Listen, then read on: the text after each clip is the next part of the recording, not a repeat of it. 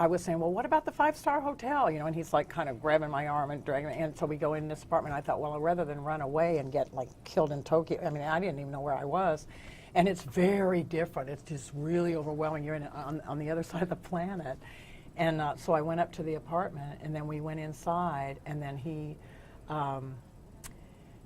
just said, well, they'll call you. And he shut the door, and then I went to I got my purse and my stuff together, and I thought, oh, I'll leave, you know, and the door was locked. And then after that, they called, and they sent a guy in. And I tried to talk to the guy, you know, to send him away. And then after that, another guy came in, and they physically, you know, rape, hurting you in a way that doesn't leave marks, that kind of thing, and enough that you know that this is like, and nobody's speaking English, you know, just like and so it was probably the next day when I realized that after I got a phone call from the woman that sent me, who told me that I needed to be doing everything that they said, or I would end up. She just said. She said, do what they say so your body won't end up in the bay. That's how she put it on the phone. And then she told me I owed her so-and-so much money and this and that. And I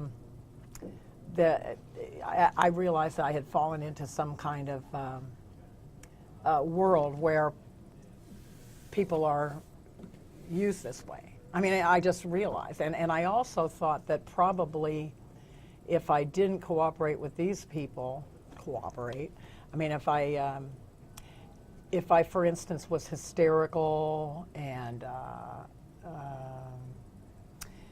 it didn't work to do that, and so I figured that they would probably just throw me away, and they kind of made it clear that they would just dispose of me.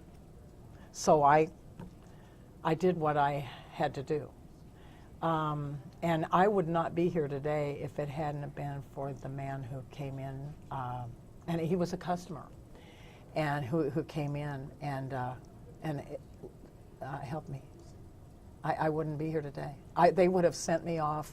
Did he come somewhere. in specifically, do you think, to rescue? Because you I said it had don't know. happened 5 years before with another woman. Yeah, I don't know if he was a guy that went Like around. a vigilante? Yeah, I don't know. I just don't know. But because they had cameras in the apartment, and everything was recorded.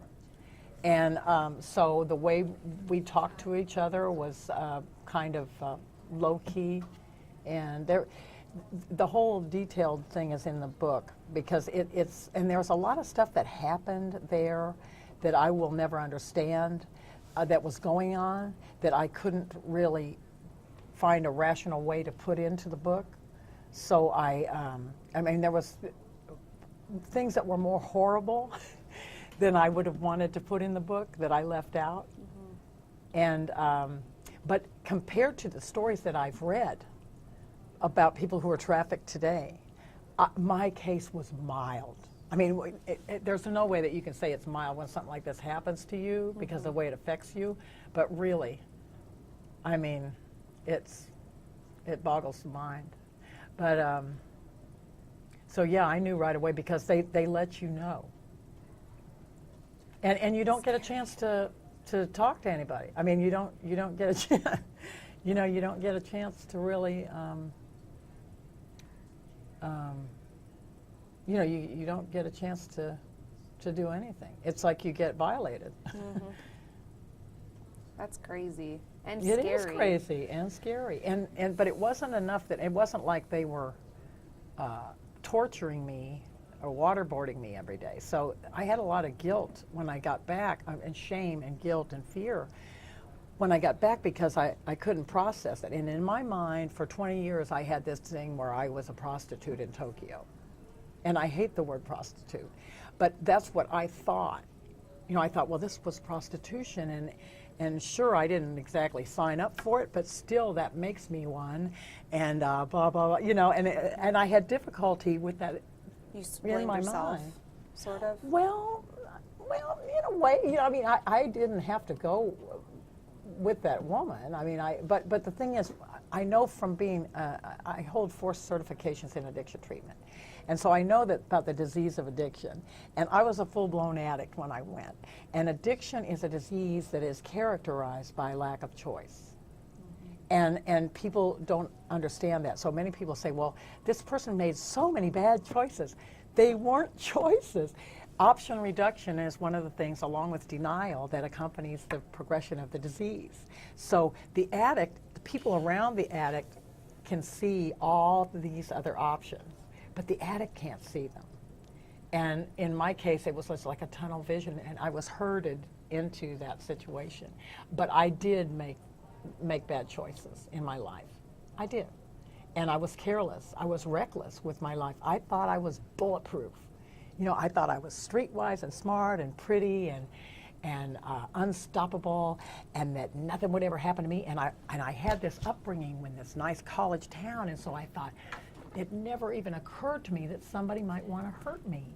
It just couldn't even, you know, I was just this American girl, and I just didn't think it would happen. It was beyond my experience. Well, I think that it'll give people a different perception of who's involved, like who is victimized in this type of situation. You know, Yeah. coming from an all-American, you know, family, and Yeah.